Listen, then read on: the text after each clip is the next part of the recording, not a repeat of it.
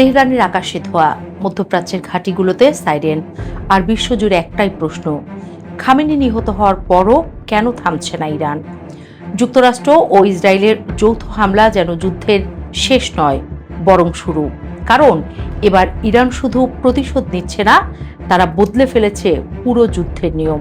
আজ আমরা বুঝব ইরানের নতুন সামরিক কৌশল কি, কেন এই যুদ্ধ আগের যে কোনো সংঘাতের চেয়ে আলাদা, আর কেন বিশ্ব শক্তিগুলো এখন সরাসরি সংঘর্ষের আশঙ্কা করছে।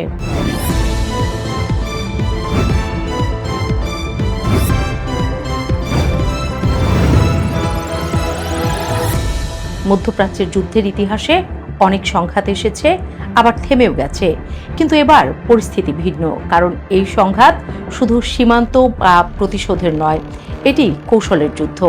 যুক্তরাষ্ট্র ও ইসরায়েলের সমন্বিত হামলায় ইরানের সর্বোচ্চ নেতা আয়াতুল্লাহ আলী খামেনি নিহত হওয়ার খবর নিশ্চিত হওয়ার পর অনেকেই ভেবেছিল ইরান হয়তো নেতৃত্ব সংকটে পড়ে দুর্বল হয়ে পড়বে, কিন্তু বাস্তবতা হলো ঠিক উল্টো। খামেনির মৃত্যুর কয়েক ঘন্টার মধ্যেই ইরানি বাহিনী ঘোষণা দেয় ইতিহাসের সবচেয়ে ভারী প্রতিশোধমূলক হামলা শুরু হয়েছে, এবং সেখান থেকেই বদলে যায় যুদ্ধের চিত্র। কখনো কি মনে প্রশ্ন এসেছে ইরানের সামরিক কাঠামো কেন ভাঙা কঠিন? ইরানের সামরিক শক্তিকে বোঝা সহজ নয়, কারণ দেশটির প্রতিরক্ষা ব্যবস্থা একক নয়, বরং দ্বৈত কাঠামোর উপর দাঁড়িয়ে। একদিকে রয়েছে ৮ দেশ যারা নিয়মিত সেনাবাহিনী, তাদের কাজ সীমান্ত রক্ষা, আকাশ প্রতিরক্ষা এবং প্রচলিত যুদ্ধ পরিচালনা করা। অন্যদিকে রয়েছে আইআরজিসি, যা শুধু সেনাবাহিনী নয়, বরং একটি রাজনৈতিক সামরিক শক্তি। এই বাহিনী সরাসরি রাষ্ট্রের আদর্শ ও শাসন ব্যবস্থা রক্ষার দায়িত্বে। সবচেয়ে গুরুত্বপূর্ণ বিষয় হলো ইরানের ক্ষেপণাস্ত্র, ড্রোন এবং কৌশলগত হামলার ক্ষমতার বড় অংশ এই আইআরজিসির নিয়ন্ত্রণে। অর্থাৎ নেতৃত্বে আঘাত এলেও যুদ্ধ ক্ষমতা পুরোপুরি ভেঙে পড়ে না। এই কাঠামো ইচ্ছাকৃতভাবে এমনভাবে তৈরি করা হয়েছে যাতে বিদেশি হামলা কিংবা অভ্যন্তরীণ অভ্যুত্থান দুটোর বিরুদ্ধে রাষ্ট্র টিকে থাকতে পারে। হামলার জবাবে ইরান সরাসরি ইসরায়েল এবং উপসাগরীয় অঞ্চলের মার্কিন ঘাঁটিগুলো লক্ষ্য করে ড্রোন ও ব্যালিস্টিক ক্ষেপণাস্ত্র নিক্ষেপ শুরু করে। শাহেদ ড্রোন, যেগুলো তুলনামূলক সস্তা কিন্তু মারাত্মক কার্যকর, একযোগে আকাশ ভরিয়ে তোলে। শত শত ক্ষেপণাস্ত্রের মধ্যে অনেকগুলো প্রতিহত করা হলেও কিছু আঘাত হানে সামরিক ও বেসামরিক স্থাপনায়। দুবাই, আবুধাবি, কুয়েত, মধ্যপ্রাচ্যের গুরুত্বপূর্ণ কেন্দ্রগুলো হঠাৎ করে যুদ্ধের মানচিত্রে ঢুকে পড়ে। বিশ্লেষকদের মতে এখানে ইরানের লক্ষ্য ছিল সরাসরি ধ্বংস নয়, বরং প্রতিরক্ষা ব্যবস্থাকে ক্লান্ত করে ফেলা। এই ছিল ইরানের নতুন কৌশল, অর্থাৎ অসামঞ্জস্যপূর্ণ সহনশীলতা। নিরাপত্তা বিশ্লেষকদের ভাষায় ইরান এখন যে কৌশল নিচ্ছে তাকে বলা হচ্ছে অসামঞ্জস্যপূর্ণ সহনশীলতা। এর মানে কি? ইরান ভালো করেই জানে তারা যুক্তরাষ্ট্রের মতো সামরিক শক্তিতে সমান নয়, তাই তারা যুদ্ধকে এমন জায়গায় নিয়ে যাচ্ছে যেখানে শক্তির ভারসাম্য বদলে যায়। এই কৌশলের 3টি ধাপ আছে। 1. কমান্ডো কাঠামো ছড়িয়ে দেয়া। 2.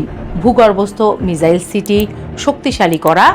সবশেষে ধাপে ধাপে পাল্টা আঘাতের সক্ষমতা ধরে রাখা, অর্থাৎ প্রথম ধাক্কা সহ্য করে দ্বিতীয় ও তৃতীয় ঢেউয়ের জন্য প্রস্তুত থাকা। শুধু তাই নয়, প্রক্সি চাপ তৈরি করে যুদ্ধ ছড়িয়ে দেয়া।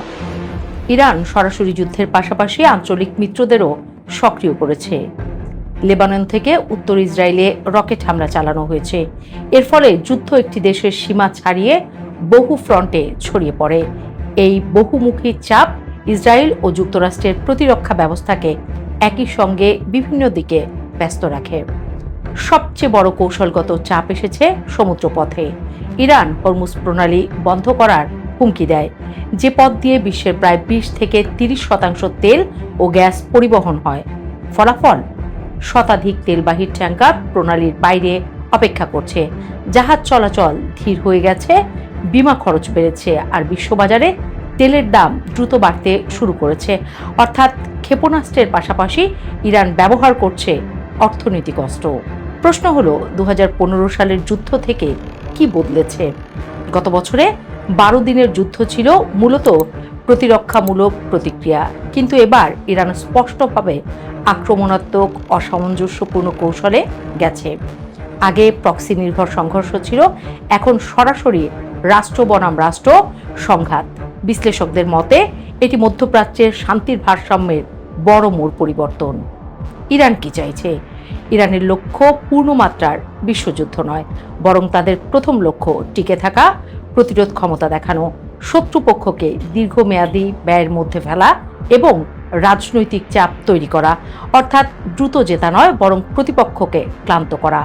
খামেনির মৃত্যু হয়তো নেতৃত্বে আঘাত করেছে, কিন্তু ইরানের যুদ্ধ ক্ষমতা ভেঙে দেয়নি, বরং সেই সংঘাত দেখিয়ে দিয়েছে আধুনিক যুদ্ধ শুধু ট্যাঙ্ক বা বিমান দিয়ে নয়, এটি কৌশল, অর্থনীতি, জ্বালানি এবং সময়ের যুদ্ধ। এখন প্রশ্ন একটাই, এই সংঘাত কি সীমিত প্রতিশোধেই থামবে, নাকি মধ্যপ্রাচ্য প্রবেশ করছে দীর্ঘস্থায়ী নতুন এক শক্তির খেলায়? কারণ যুদ্ধ এখন শুধু মাঠে নয়, বিশ্ব অর্থনীতি, তেলের বাজার এবং আন্তর্জাতিক রাজনীতির কেন্দ্রবিন্দুতে চলছে।